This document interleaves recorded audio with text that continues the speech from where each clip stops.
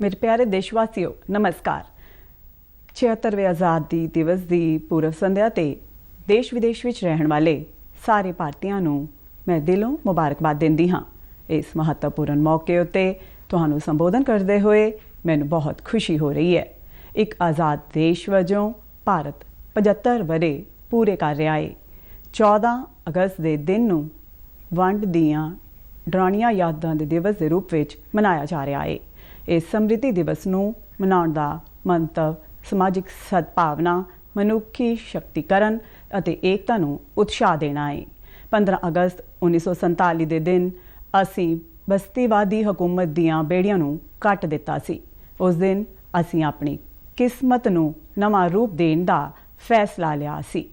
इस शुभ दिहाड़े की वर्षगांठ मनाते हुए असीं लोग सारे आज़ादी संग्रामियों नूं सादर नमन करते हाँ।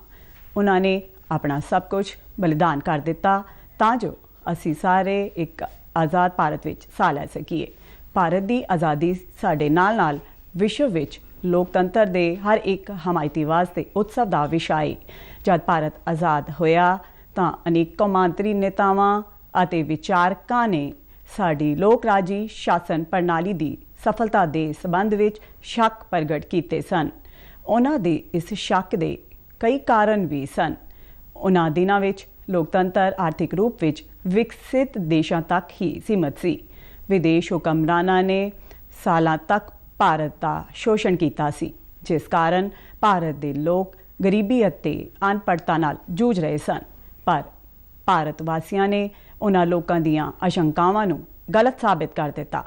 भारत की मिट्टी विच लोकतंत्र दीआं जड़ां लगातार गहरियां ते मजबूत होंदियां गईयां। ज़्यादातर लोक राज्य देशों विच वोट देने का हक हासिल करने वाले महिलावां नूं लंबे समय तक संघर्ष करना पिया सी। पर साडे गणतंत्र की शुरुआत तो ही भारत ने यूनीवर्सल बालग वोट पाउण दे अधिकार नूं अपनाया। इस तरह आधुनिक भारत के काड़ियां ने हर एक बालग नागरिक नूं राष्ट्र निर्माण के समूहिक अमल विच हिस्सा लैण का मौका प्रदान किया। भारत नूं इह मान जांदा है कि उसने विश्व भाईचारे नूं लोकतंत्र की वास्तविक समर्था तो जाणू करवाया। मैं मनदी हाँ कि भारत की यह प्राप्ति सिर्फ संजोग नहीं सी। सभ्यता की शुरुआत विच ही भारत भूमि के संतां अते महात्मावां ने सारे प्राणियों की समानता ते एकता उत्ते आधारित जीवन दृष्टि विकसित कर लई सी। महात्मा गांधी वर्गे महानायकों की अगवाई विच होए आज़ादी संग्राम दौरान साडे पुरातन जीवन कदरां कीमतां नूं आधुनिक युग विच मुड़ तो स्थापित किया गया। इस कारण ही साडे लोकतंत्र विच भारतीयता दे तत्त दिखाई दिंदे ने। गांधी जी सत्ता दे विकेंद्रीकरण अते जन सधारण नूं अधिकार संपन्न बनाउण दे हमायती सन। पिछले 75 हफ्तियां तो साडे देश विच आज़ादी संग्राम के महान आदर्शों नूं याद किया जा रहा है। आज़ादी का अमृत महोत्सव मार्च 2021 विच दांडी यात्रा की याद नूं मुड़ तो जीवंत रूप दे के शुरू किया गया। इस युगांतरकारी अंदोलन ने साडे संघर्ष नूं विश्व मंच पर स्थापित किया। उस नूं सन्मान दे के साडे इस महोत्सव की शुरुआत की गई। ये महोत्सव भारत की जनता नूं समर्पित है। देशवासियों वालों हासिल की गई सफलता के आधार पर आत्मनिर्भर भारत के निर्माण का संकल्प भी इस उत्सव का हिस्सा है।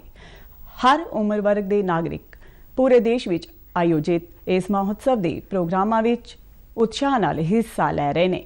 ये शानदार महोत्सव हुण हर घर तिरंगा मुहिम के नाल अगे वध रहा है। अज देश के कोने कोने विच साडा तिरंगा शान नाल लहरा रहा है।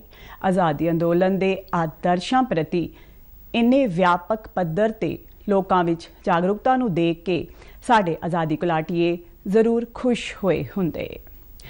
साडा गौरवशाली आज़ादी संग्राम इस विशाल भारत भूमि विच बहादरी नाल संचालित हुंदा रहा। कई महान आज़ादी संग्रामियों ने बहादरी दियां मिसालां पेश कीतियां ते राष्ट्र जागरण की मशाल अगली पीढ़ी नूं सौंपी। कई वीर योद्धियां ਅਤੇ ਉਹਨਾਂ ਦੇ ਸੰਘਰਸ਼ਾਂ, ਖਾਸ ਕਰ ਕਿਸਾਨਾਂ ਅਤੇ ਆਦੀਵਾਸੀ ਭਾਈਚਾਰੇ ਦੇ ਵੀਰਾਂ ਦਾ ਯੋਗਦਾਨ ਇੱਕ ਲੰਬੇ ਸਮੇਂ ਤੱਕ ਸਮੂਹਿਕ ਯਾਦ ਤੋਂ ਬਾਹਰ ਰਿਹਾ। ਪਿਛਲੇ ਸਾਲ ਤੋਂ ਹਰ 15 ਨਵੰਬਰ ਨੂੰ ਜਨਜਾਤੀ ਗੌਰਵ ਦਿਵਸ ਦੇ ਰੂਪ ਵਿੱਚ ਮਨਾਉਣ ਦਾ ਸਰਕਾਰ ਦਾ ਫੈਸਲਾ ਸਵਾਗਤਯੋਗ ਹੈ।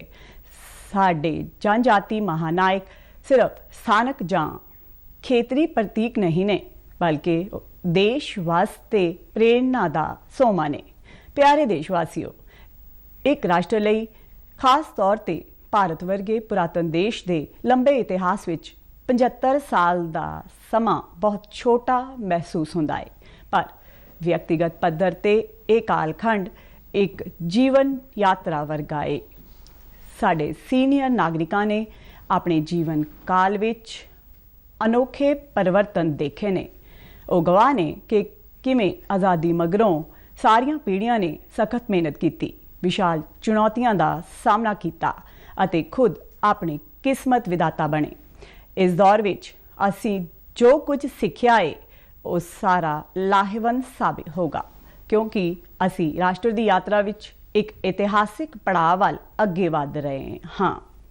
ਅਸੀਂ ਸਾਰੇ 2047 ਵਿੱਚ ਆਜ਼ਾਦੀ ਦੇ ਸ਼ਤਾਬਦੀ ਉਤਸਵ ਤੱਕ ਦੇ 25 ਸਾਲ ਦੇ ਸਮੇਂ ਯਾਨੀ ਭਾਰਤ ਦੇ ਅੰਮ੍ਰਿਤ ਕਾਲ ਵਿੱਚ ਪ੍ਰਵੇਸ਼ ਕਰ ਰਹੇ ਹਾਂ। ਸਾਡਾ ਸੰਕਲਪ ਹੈ ਕਿ ਸਾਲ 2047 ਤੱਕ ਅਸੀਂ ਆਪਣੇ ਸੁਤੰਤਰਤਾ ਸੰਗਰਾਮੀਆਂ ਦੇ ਸੁਪਨਿਆਂ ਨੂੰ ਪੂਰੀ ਤਰ੍ਹਾਂ ਸਾਕਾਰ ਕਰ ਲਵਾਂਗੇ। ਇਸੇ ਕਾਲਖੰਡ ਵਿੱਚ ਅਸੀਂ ਬਾਬਾ ਸਾਹਿਬ ਭੀਮ ਰਾਓ ਅੰਬੇਦਕਰ ਦੀ ਅਗਵਾਈ ਵਿੱਚ ਸੰਵਿਧਾਨ ਦਾ ਨਿਰਮਾਣ ਕਰਨ ਵਾਲੀਆਂ ਸ਼ਖਸੀਅਤਾਂ ਦੇ ਵਿਜ਼ਨ ਨੂੰ ਸਾਕਾਰ ਕਰ ਚੁੱਕੇ ਹੋਵਾਂਗੇ। ਇੱਕ ਆਤਮ ਨਿਰਭਰ ਭਾਰਤ ਦੇ ਨਿਰਮਾਣ ਲਈ ਅਸੀਂ ਪਹਿਲਾਂ ਤੋਂ ਹੀ ਤਿਆਰ ਹਾਂ। ਉਹ ਇੱਕ ਅਜਿਹਾ ਭਾਰਤ ਹੋਵੇਗਾ ਜੋ ਆਪਣੀਆਂ ਸੰਭਾਵਨਾਵਾਂ ਸਾਕਾਰ ਕਰ ਚੁੱਕਿਆ ਹੋਵੇਗਾ। ਦੁਨੀਆ ਨੇ ਹਾਲ ਦੇ ਵਰ੍ਹਿਆਂ ਵਿੱਚ ਇੱਕ ਨਵੇਂ ਭਾਰਤ ਨੂੰ ਉੱਭਰਦੇ ਹੋਏ ਦੇਖਿਆ ਹੈ, ਖਾਸ ਕਰ ਕੋਵਿਡ-19 ਦੇ ਪ੍ਰਕੋਪ ਮਗਰੋਂ। ਇਸ ਮਹਾਮਾਰੀ ਦਾ ਸਾਹਮਣਾ ਅਸੀਂ ਜਿਸ ਤਰ੍ਹਾਂ ਕੀਤਾ ਹੈ, ਉਸ ਦੀ ਹਰ ਪਾਸੇ ਸ਼ਲਾਘਾ ਕੀਤੀ ਗਈ ਹੈ। ਅਸੀਂ ਦੇਸ਼ ਵਿੱਚ ਹੀ ਤਿਆਰ ਵੈਕਸੀਨ ਦੇ ਨਾਲ ਮਨੁੱਖੀ ਇਤਿਹਾਸ ਦੀ ਸਭ ਤੋਂ ਵੱਡੀ ਟੀਕਾਕਰਨ ਮੁਹਿੰਮ ਸ਼ੁਰੂ ਕੀਤੀ। ਪਿਛਲੇ ਮਹੀਨੇ ਅਸੀਂ 200 ਕਰੋੜ ਵੈਕਸੀਨ ਕਵਰੇਜ ਦਾ ਅੰਕੜਾ ਪਾਰ ਕਰ ਲਿਆ ਹੈ। ਇਸ ਮਹਾਮਾਰੀ ਦਾ ਟਾਕਰਾ ਕਰਦੇ ਹੋਏ ਸਾਡੀਆਂ ਪ੍ਰਾਪਤੀਆਂ ਵਿਸ਼ਵ ਦੇ ਅਨੇਕ ਵਿਕਸਿਤ ਦੇਸ਼ਾਂ ਤੋਂ ਜ਼ਿਆਦਾ ਰਹੀਆਂ ਨੇ। ਇਸ ਸ਼ਲਾਘਾਯੋਗ ਪ੍ਰਾਪਤੀ ਵਾਸਤੇ ਅਸੀਂ ਆਪਣੇ ਵਿਗਿਆਨਕਾਂ, ਡਾਕਟਰਾਂ, ਨਰਸਾਂ, ਪੈਰਾਮੈਡਿਕਸ ਅਤੇ ਟੀਕਾਕਰਨ ਨਾਲ ਜੁੜੇ ਕਰਮਚਾਰੀਆਂ ਦੇ ਧੰਨਵਾਦੀ ਹਾਂ।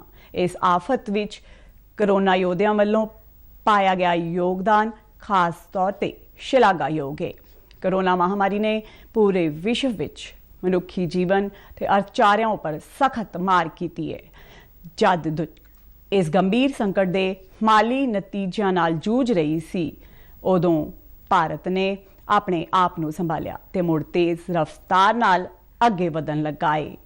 ਇਸ ਸਮੇਂ ਭਾਰਤ ਦੁਨੀਆ ਵਿੱਚ ਸਭ ਤੋਂ ਤੇਜ਼ੀ ਨਾਲ ਵਧ ਰਹੇ ਮੁੱਖ ਅਰਥਚਾਰਿਆਂ ਵਿੱਚੋਂ ਇੱਕ ਹੈ। ਭਾਰਤ ਦੇ ਸਟਾਰਟਅਪ ਈਕੋਸਿਸਟਮ ਦਾ ਵਿਸ਼ਵ ਵਿੱਚ ਉੱਚਾ ਸਥਾਨ ਹੈ। ਸਾਡੇ ਦੇਸ਼ ਵਿੱਚ ਸਟਾਰਟਅਪਸ ਦੀ ਸਫਲਤਾ, ਖਾਸ ਕਰ ਯੂਨੀਕੌਰਨਸ ਦੀ ਵੱਧਦੀ ਹੋਈ ਗਿਣਤੀ ਸਾਡੇ ਸਨਅਤੀ ਵਿਕਾਸ ਦੀ ਸ਼ਾਨਦਾਰ ਮਿਸਾਲ ਹੈ। ਵਿਸ਼ਵ ਵਿੱਚ ਚੱਲ ਰਹੀ ਆਰਥਿਕ ਕਠਿਨਾਈ ਦੇ ਉਲਟ ਭਾਰਤ ਦੇ ਅਰਥਚਾਰੇ ਨੂੰ ਤੇਜ਼ੀ ਨਾਲ ਅੱਗੇ ਵਧਾਉਣ ਦਾ ਸਿਹਰਾ ਸਰਕਾਰ ਅਤੇ ਨੀਤੀ ਘਾੜਿਆਂ ਨੂੰ ਜਾਂਦਾ ਹੈ। ਪਿਛਲੇ ਕੁਝ ਸਾਲਾਂ ਦੌਰਾਨ ਫਿਜ਼ੀਕਲ ਅਤੇ ਡਿਜੀਟਲ ਇਨਫਰਾਸਟ੍ਰਕਚਰ ਦੇ ਵਿਕਾਸ ਵਿੱਚ ਬੇਮਿਸਾਲ ਵਿਕਾਸ ਹੋਇਆ ਹੈ। ਪ੍ਰਧਾਨ ਮੰਤਰੀ ਗਤੀ ਸ਼ਕਤੀ ਯੋਜਨਾ ਦੁਆਰਾ ਕਨੈਕਟੀਵਿਟੀ ਨੂੰ ਬਿਹਤਰ ਬਣਾਇਆ ਜਾ ਰਿਹਾ ਹੈ। ਆਵਾਜਾਈ ਦੇ ਜਲ, ਥਲ ਅਤੇ ਵਾਯੂ ਆਦਿ ਉੱਪਰ ਆਧਾਰਿਤ ਸਾਰੇ ਮਾਧਿਅਮਾਂ ਨੂੰ ਚੰਗੀ ਤਰ੍ਹਾਂ ਇੱਕ ਦੂਜੇ ਦੇ ਨਾਲ ਜੋੜ ਕੇ ਪੂਰੇ ਦੇਸ਼ ਵਿੱਚ ਆਉਣ ਜਾਣ ਨੂੰ ਸੁਖਾਲਾ ਬਣਾਇਆ ਜਾ ਰਿਹਾ ਹੈ। ਵਿਕਾਸ ਦੇ ਪ੍ਰਤੀ ਸਾਡੇ ਦੇਸ਼ ਵਿੱਚ ਵਿਖਾਈ ਦੇ ਰਹੇ ਉਤਸ਼ਾਹ ਦਾ ਸਿਹਰਾ ਸਖਤ ਮਿਹਨਤ ਕਰਨ ਵਾਲੇ ਸਾਡੇ ਕਿਸਾਨ ਅਤੇ ਮਜ਼ਦੂਰ ਭੈਣ ਭਰਾਵਾਂ ਨੂੰ ਵੀ ਜਾਂਦਾ ਹੈ। ਨਾਲ ਹੀ ਕਾਰੋਬਾਰ ਦੀ ਸੂਝ-ਬੂਝ ਨਾਲ ਖੁਸ਼ਹਾਲੀ ਦਾ ਸਿਰਜਣ ਕਰਨ ਵਾਲੇ ਸਾਡੇ ਉਦਮੀਆਂ ਨੂੰ ਵੀ ਜਾਂਦਾ ਹੈ। ਸਭ ਤੋਂ ਵੱਧ ਖੁਸ਼ੀ ਦੀ ਗੱਲ ਇਹ ਹੈ ਕਿ ਦੇਸ਼ ਦਾ ਆਰਥਿਕ ਵਿਕਾਸ ਹੋਰ ਵੱਧ ਸਮਾਵੇਸ਼ੀ ਹੁੰਦਾ ਜਾ ਰਿਹਾ ਹੈ ਤੇ ਖੇਤਰੀ ਪਾੜਾ ਵੀ ਘੱਟ ਹੋ ਰਿਹਾ ਹੈ। ਪਰ ਇਹ ਤਾਂ ਸਿਰਫ ਸ਼ੁਰੂਆਤ ਹੀ ਹੈ। ਦੁਰਗਾਮੀ ਨਤੀਜਿਆਂ ਵਾਲੇ ਸੁਧਾਰਾਂ ਤੇ ਨੀਤੀਆਂ ਦੁਆਰਾ ਇਹਨਾਂ ਤਬਦੀਲੀਆਂ ਦੀ ਆਧਾਰ ਭੂਮੀ ਪਹਿਲਾਂ ਤੋਂ ਹੀ ਤਿਆਰ ਕੀਤੀ ਜਾ ਰਹੀ ਸੀ। ਮਿਸਾਲ ਵਜੋਂ ਡਿਜੀਟਲ ਇੰਡੀਆ ਅਭਿਆਨ ਰਾਹੀਂ ਗਿਆਨ ਤੇ ਆਧਾਰਿਤ ਅਰਥਚਾਰੇ ਦੀ ਆਧਾਰਸ਼ਿਲਾ ਸਥਾਪਿਤ ਕੀਤੀ ਜਾ ਰਹੀ ਹੈ। ਰਾਸ਼ਟਰੀ ਸਿੱਖਿਆ ਨੀਤੀ ਦਾ ਮੰਤਵ ਆਉਣ ਵਾਲੀ ਪੀੜ੍ਹੀ ਨੂੰ ਸਨਅਤੀ ਕ੍ਰਾਂਤੀ ਦੇ ਅਗਲੇ ਪੜਾਅ ਲਈ ਤਿਆਰ ਕਰਨਾ ਅਤੇ ਉਹਨਾਂ ਨੂੰ ਸਾਡੀ ਵਿਰਾਸਤ ਨਾਲ ਮੁੜ ਤੋਂ ਜੋੜਨਾ ਵੀ ਹੈ। ਵਿਕਾਸ ਨਾਲ ਦੇਸ਼ ਵਾਸੀਆਂ ਦਾ ਜੀਵਨ ਹੋਰ ਵੀ ਸੁਖਾਲਾ ਹੁੰਦਾ ਜਾ ਰਿਹਾ ਹੈ। ਆਰਥਿਕ ਸੁਧਾਰਾਂ ਦੇ ਨਾਲ-ਨਾਲ ਜਨ ਕਲਿਆਣ ਦੇ ਨਵੇਂ ਕਦਮ ਵੀ ਚੁੱਕੇ ਜਾ ਰਹੇ ਨੇ। ਪ੍ਰਧਾਨ ਮੰਤਰੀ ਆਵਾਸ ਯੋਜਨਾ ਦੀ ਸਹਾਇਤਾ ਨਾਲ ਗਰੀਬ ਲੋਕ ਆਪਣਾ ਘਰ ਹੋਣਾ ਹੁਣ ਇੱਕ ਸੁਪਨਾ ਨਹੀਂ ਰਹਿ ਗਿਆ ਹੈ, ਬਲਕਿ ਸੱਚਾਈ ਦਾ ਰੂਪ ਲੈ ਚੁੱਕਾ ਹੈ। ਇਸੇ ਤਰ੍ਹਾਂ ਜਲ ਜੀਵਨ ਮਿਸ਼ਨ ਹੇਠ ਹਰ ਘਰ ਜਲ ਯੋਜਨਾ ਉੱਪਰ ਕੰਮ ਚੱਲ ਰਿਹਾ ਹੈ। ਇਹਨਾਂ ਉਪਰਾਲਿਆਂ ਦਾ ਤੇ ਇਸ ਤਰ੍ਹਾਂ ਦੇ ਹੋਰ ਯਤਨਾਂ ਦਾ ਮੰਤਵ ਸਾਰਿਆਂ ਨੂੰ, ਖਾਸ ਕਰ ਗਰੀਬਾਂ ਨੂੰ ਬੁਨਿਆਦੀ ਸਹੂਲਤਾਂ ਪ੍ਰਦਾਨ ਕਰਨਾ ਹੈ। ਭਾਰਤ ਵਿੱਚ ਅੱਜ ਸੰਵੇਦਨਸ਼ੀਲਤਾ ਤੇ ਦਇਆ ਦੀਆਂ ਕਦਰਾਂ ਕੀਮਤਾਂ ਨੂੰ ਪ੍ਰਮੁੱਖਤਾ ਦਿੱਤੀ ਜਾ ਰਹੀ ਹੈ। ਇਹਨਾਂ ਜੀਵਨ ਕਦਰਾਂ ਕੀਮਤਾਂ ਦਾ ਮੁੱਖ ਮੰਤਵ ਸਾਡੇ ਵਾਂਝੇ, ਲੋੜਵੰਦ ਤੇ ਸਮਾਜ ਦੇ ਹਾਸ਼ੀਏ ਉੱਪਰ ਰਹਿਣ ਵਾਲੇ ਲੋਕਾਂ ਦੇ ਕਲਿਆਣ ਲਈ ਕੰਮ ਕਰਨਾ ਹੈ। ਸਾਡੀਆਂ ਰਾਸ਼ਟਰੀ ਕਦਰਾਂ ਕੀਮਤਾਂ ਨੂੰ ਨਾਗਰਿਕਾਂ ਦੇ ਮੁੱਢਲੇ ਫਰਜ਼ਾਂ ਦੇ ਰੂਪ ਵਿੱਚ ਭਾਰਤ ਦੇ ਸੰਵਿਧਾਨ ਵਿੱਚ ਸ਼ਾਮਿਲ ਕੀਤਾ ਗਿਆ ਹੈ। ਦੇਸ਼ ਦੇ ਹਰੇਕ ਨਾਗਰਿਕ ਨੂੰ ਮੇਰੀ ਬੇਨਤੀ ਹੈ ਕਿ ਉਹ ਆਪਣੇ ਮੁੱਢਲੇ ਫਰਜ਼ਾਂ ਬਾਰੇ ਜਾਣਨ ਤੇ ਉਹਨਾਂ ਦਾ ਪਾਲਣ ਕਰਨ, ਜਿਸ ਨਾਲ ਸਾਡਾ ਰਾਸ਼ਟਰ ਨਵੀਆਂ ਬੁਲੰਦੀਆਂ ਨੂੰ ਛੂ ਸਕੇ। ਪਿਆਰੇ ਦੇਸ਼ਵਾਸੀਓ, ਅੱਜ ਦੇਸ਼ ਵਿੱਚ ਸਿਹਤ, ਸਿੱਖਿਆ ਤੇ ਅਰਥ ਵਿਵਸਥਾ ਅਤੇ ਇਹਨਾਂ ਨਾਲ ਜੁੜੇ ਹੋਰਨਾਂ ਖੇਤਰਾਂ ਵਿੱਚ ਜਿਹੜੇ ਚੰਗੇ ਬਦਲਾਅ ਨਜ਼ਰ ਆ ਰਹੇ ਨੇ, ਉਹਨਾਂ ਦੇ ਮੂਲ ਵਿੱਚ ਸੁਸ਼ਾਸਨ ਉੱਪਰ ਖਾਸ ਤੌਰ ਦਿੱਤੇ ਜਾਣ ਦੀ ਭੂਮਿਕਾ ਹੈ। ਜਦ ਰਾਸ਼ਟਰ ਸਭ ਤੋਂ ਉੱਪਰ ਦੀ ਭਾਵਨਾ ਨਾਲ ਕੰਮ ਕੀਤਾ ਜਾਂਦਾ ਹੈ ਤਾਂ ਉਸ ਦਾ ਅਸਰ ਹਰ ਇੱਕ ਫੈਸਲੇ ਅਤੇ ਕਾਰਜ ਖੇਤਰ ਵਿੱਚ ਦਿਖਾਈ ਦਿੰਦਾ ਹੈ। ਇਹ ਬਦਲਾਅ ਵਿਸ਼ਵ ਭਾਈਚਾਰੇ ਵਿੱਚ ਭਾਰਤ ਦੇ ਮਾਣ ਸਨਮਾਨ ਵਿੱਚ ਵੀ ਦਿਖਾਈ ਦੇ ਰਿਹਾ ਹੈ। ਭਾਰਤ ਦੇ ਨਵੇਂ ਆਤਮ ਵਿਸ਼ਵਾਸ ਦਾ ਸੋਮਾ ਦੇਸ਼ ਦੇ ਨੌਜਵਾਨ ਕਿਸਾਨ ਅਤੇ ਸਭ ਤੋਂ ਵੱਧ ਕੇ ਦੇਸ਼ ਦੀਆਂ ਮਹਿਲਾਵਾਂ ਨੇ। ਹੁਣ ਦੇਸ਼ ਵਿੱਚ ਇਸਤਰੀ ਪੁਰਸ਼ ਦੇ ਆਧਾਰ ਤੇ ਅਸਮਾਨਤਾ ਘੱਟ ਹੋ ਰਹੀ ਹੈ। ਮਹਿਲਾਵਾਂ ਕਈ ਬੰਦਿਸ਼ਾਂ ਅਤੇ ਰੁਕਾਵਟਾਂ ਨੂੰ ਪਾਰ ਕਰਦੇ ਹੋਏ ਅੱਗੇ ਵਧ ਰਹੀਆਂ ਨੇ। ਸਮਾਜਿਕ ਅਤੇ ਸਿਆਸੀ ਅਮਲ ਵਿੱਚ ਉਹਨਾਂ ਦੀ ਵੱਧ ਰਹੀ ਭਾਗੀਦਾਰੀ ਫੈਸਲਾਕੁਨ ਸਾਬਤ ਹੋਵੇਗੀ। ਅੱਜ ਸਾਡੀਆਂ ਪੰਚਾਇਤੀ ਰਾਜ ਸੰਸਥਾਵਾਂ ਵਿੱਚ ਚੁਣੀਆਂ ਗਈਆਂ ਮਹਿਲਾ ਨੁਮਾਇੰਦਿਆਂ ਦੀ ਗਿਣਤੀ 14 ਲੱਖ ਤੋਂ ਕਿਤੇ ਵੱਧ ਹੈ। ਸਾਡੇ ਦੇਸ਼ ਦੀਆਂ ਬਹੁਤ ਸਾਰੀਆਂ ਉਮੀਦਾਂ ਸਾਡੀਆਂ ਬੇਟੀਆਂ ਉੱਪਰ ਟਿਕੀਆਂ ਹੋਈਆਂ ਨੇ। ਸਮੁੱਚੇ ਮੌਕੇ ਮਿਲਣ ਉੱਪਰ ਉਹ ਸ਼ਾਨਦਾਰ ਸਫਲਤਾ ਹਾਸਲ ਕਰ ਸਕਦੀਆਂ ਨੇ। ਕਈ ਬੇਟੀਆਂ ਨੇ ਹਾਲ ਹੀ ਵਿੱਚ ਖਤਮ ਹੋਈਆਂ ਰਾਸ਼ਟਰਮੰਡਲ ਖੇਡਾਂ ਵਿੱਚ ਦੇਸ਼ ਦੇ ਗੌਰਵ ਨੂੰ ਵਧਾਇਆ ਹੈ। ਸਾਡੇ ਖਿਡਾਰੀ ਹੋਰ ਅੰਤਰਰਾਸ਼ਟਰੀ ਮੁਕਾਬਲਿਆਂ ਵਿੱਚ ਵੀ ਦੇਸ਼ ਦੇ ਮਾਣ ਸਨਮਾਨ ਵਿੱਚ ਵਾਧਾ ਕਰ ਰਹੇ ਨੇ। ਸਾਡੇ ਬਹੁਤ ਸਾਰੇ ਜੇਤੂ ਸਮਾਜ ਦੇ ਵਾਂਝੇ ਵਰਗਾਂ ਵਿੱਚੋਂ ਆਉਂਦੇ ਨੇ। ਸਾਡੀਆਂ ਬੇਟੀਆਂ ਫਾਈਟਰ ਪਾਇਲਟ ਤੋਂ ਲੈ ਕੇ ਸਪੇਸ ਸਾਇੰਟਿਸਟ ਹੋਣ ਤੱਕ ਹਰ ਖੇਤਰ ਵਿੱਚ ਆਪਣਾ ਝੰਡਾ ਲਹਿਰਾ ਰਹੀਆਂ ਨੇ। ਪਿਆਰੇ ਦੇਸ਼ਵਾਸੀਓ, ਜਦ ਅਸੀਂ ਆਜ਼ਾਦੀ ਦਿਵਸ ਮਨਾਉਂਦੇ ਹਾਂ ਤਾਂ ਅਸਲ ਵਿੱਚ ਅਸੀਂ ਆਪਣੀ ਭਾਰਤੀਅਤਾ ਦਾ ਜਸ਼ਨ ਮਨਾਉਂਦੇ ਹਾਂ। ਸਾਡਾ ਭਾਰਤ ਅਨੇਕ ਭਿੰਨਤਾਵਾਂ ਨਾਲ ਭਰਿਆ ਦੇਸ਼ ਹੈ, ਪਰ ਇਸ ਭਿੰਨਤਾ ਦੇ ਨਾਲ ਹੀ ਸਾਡੇ ਸਾਰਿਆਂ ਵਿੱਚ ਕੁਝ ਨਾ ਕੁਝ ਅਜਿਹਾ ਹੈ ਜਿਹੜਾ ਇੱਕ ਸਮਾਨ ਹੈ। ਇਹੋ ਸਮਾਨਤਾ ਸਾਨੂੰ ਸਾਰੇ ਦੇਸ਼ਵਾਸੀਆਂ ਨੂੰ ਇੱਕ ਸੂਤਰ ਵਿੱਚ ਪਿਰੋਂਦੀ ਹੈ ਤੇ ਇੱਕ ਭਾਰਤ ਸ੍ਰੇਸ਼ਠ ਭਾਰਤ ਦੀ ਭਾਵਨਾ ਨਾਲ ਅੱਗੇ ਵਧਣ ਵਾਸਤੇ ਪ੍ਰੇਰਿਤ ਕਰਦੀ ਹੈ। ਭਾਰਤ ਆਪਣੇ ਪਹਾੜਾਂ, ਨਦੀਆਂ, ਝੀਲਾਂ ਅਤੇ ਜੰਗਲਾਂ ਤੇ ਇਹਨਾਂ ਖੇਤਰਾਂ ਵਿੱਚ ਰਹਿਣ ਵਾਲੇ ਜੀਵ ਜੰਤੂਆਂ ਕਾਰਨ ਵੀ ਖੂਬਸੂਰਤ ਦੇਸ਼ ਹੈ। ਅੱਜ ਜਦ ਸਾਡੇ ਵਾਤਾਵਰਣ ਦੇ ਸਾਹਮਣੇ ਨਵੀਆਂ ਚੁਣੌਤੀਆਂ ਆ ਰਹੀਆਂ ਨੇ ਤਾਂ ਸਾਨੂੰ ਭਾਰਤ ਦੀ ਸੁੰਦਰਤਾ ਨਾਲ ਜੁੜੀ ਹਰ ਚੀਜ਼ ਦੀ ਦ੍ਰਿੜ ਇਰਾਦੇ ਨਾਲ ਸਾਂਭ ਸੰਭਾਲ ਕਰਨੀ ਚਾਹੀਦੀ ਹੈ। ਪਾਣੀ, ਮਿੱਟੀ ਅਤੇ ਜੈਵਿਕ ਵਿਭਿੰਨਤਾ ਦੀ ਸੁਰੱਖਿਆ ਸਾਡੀਆਂ ਆਉਣ ਵਾਲੀਆਂ ਪੀੜ੍ਹੀਆਂ ਵਾਸਤੇ ਸਾਡਾ ਫਰਜ਼ ਹੈ। ਕੁਦਰਤ ਦੀ ਦੇਖਭਾਲ ਮਾਂ ਦੀ ਤਰ੍ਹਾਂ ਕਰਨਾ ਸਾਡੀ ਭਾਰਤੀ ਸੰਸਕ੍ਰਿਤੀ ਦਾ ਅਨਿੱਖੜਵਾਂ ਹਿੱਸਾ ਰਿਹਾ ਹੈ। ਅਸੀਂ ਭਾਰਤ ਵਾਸੀ ਆਪਣੀ ਰਵਾਇਤੀ ਜੀਵਨ ਸ਼ੈਲੀ ਨਾਲ ਪੂਰੀ ਦੁਨੀਆ ਨੂੰ ਸਹੀ ਰਾਹ ਦਿਖਾ ਸਕਦੇ ਹਾਂ। ਯੋਗ ਅਤੇ ਆਯੁਰਵੇਦ ਵਿਸ਼ਵ ਸਮੁਦਾਇ ਨੂੰ ਭਾਰਤ ਦਾ ਅਨਮੋਲ ਤੋਹਫਾ ਹੈ, ਜਿਸ ਦੀ ਲੋਕਪ੍ਰਿਯਤਾ ਪੂਰੀ ਦੁਨੀਆ ਵਿੱਚ ਲਗਾਤਾਰ ਵਧ ਰਹੀ ਹੈ। ਪਿਆਰੇ ਦੇਸ਼ਵਾਸੀਓ, ਸਾਡੇ ਕੋਲ ਜੋ ਕੁਝ ਵੀ ਹੈ ਉਹ ਸਾਡੀ ਮਾਤ ਭੂਮੀ ਦਾ ਦਿੱਤਾ ਹੋਇਆ ਹੈ। ਇਸ ਲਈ ਸਾਨੂੰ ਆਪਣੇ ਦੇਸ਼ ਦੀ ਸੁਰੱਖਿਆ, ਵਿਕਾਸ ਅਤੇ ਖੁਸ਼ਹਾਲੀ ਲਈ ਆਪਣਾ ਸਭ ਕੁਝ ਕੁਰਬਾਨ ਕਰ ਦੇਣ ਦਾ ਸੰਕਲਪ ਲੈਣਾ ਚਾਹੀਦਾ ਹੈ। ਸਾਡੀ ਹੋਂਦ ਦੀ ਸਾਰਥਕਤਾ ਇੱਕ ਮਹਾਨ ਭਾਰਤ ਦੇ ਨਿਰਮਾਣ ਵਿੱਚ ਹੀ ਦਿਖਾਈ ਦੇਵੇਗੀ। ਕੰਨੜ ਭਾਸ਼ਾ ਦੇ ਮਾਧਿਅਮ ਨਾਲ ਭਾਰਤੀ ਸਾਹਿਤ ਨੂੰ ਅਮੀਰ ਬਣਾਉਣ ਵਾਲੇ ਮਹਾਨ ਰਾਸ਼ਟਰਵਾਦੀ ਕਵੀ ਕੁਵੇਂਪੂ ਨੇ ਕਿਹਾ ਹੈ, ਨਾਨੋ ਅਲਿਵੇ ਨੀਨੋ ਅਲਿਵੇ ਨਮਾ ਇਲੂ ਵੁਗਲ ਮੇਲੇ ਮੁਡੂ ਵੁਦੂ ਨਾ ਭਾਰਤ ਲੀਲੇ।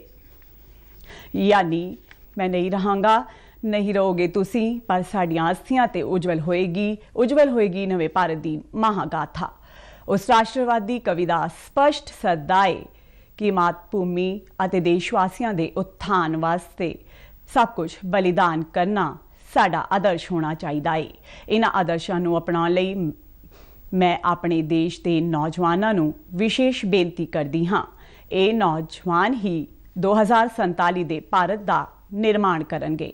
ਆਪਣਾ ਸੰਬੋਧਨ ਖਤਮ ਕਰਨ ਤੋਂ ਪਹਿਲਾਂ ਮੈਂ ਭਾਰਤ ਦੇ ਹਥਿਆਰਬੰਦ ਬਲਾਂ, ਵਿਦੇਸ਼ਾਂ ਵਿੱਚ ਭਾਰਤੀ ਮਿਸ਼ਨਾਂ ਅਤੇ ਆਪਣੀ ਮਾਤ ਭੂਮੀ ਨੂੰ ਗੌਰਵਮਈ ਬਣਾਉਣ ਵਾਲੇ ਪ੍ਰਵਾਸੀ ਭਾਰਤੀਆਂ ਨੂੰ ਆਜ਼ਾਦੀ ਦਿਵਸ ਦੀ ਵਧਾਈ ਦਿੰਦੀ ਹਾਂ। मैं सारे देशवासियों के सुखद ते मंगलमय जीवन वास्ते शुभकामनावां व्यक्त करती हाँ। धन्यवाद। जय हिंद।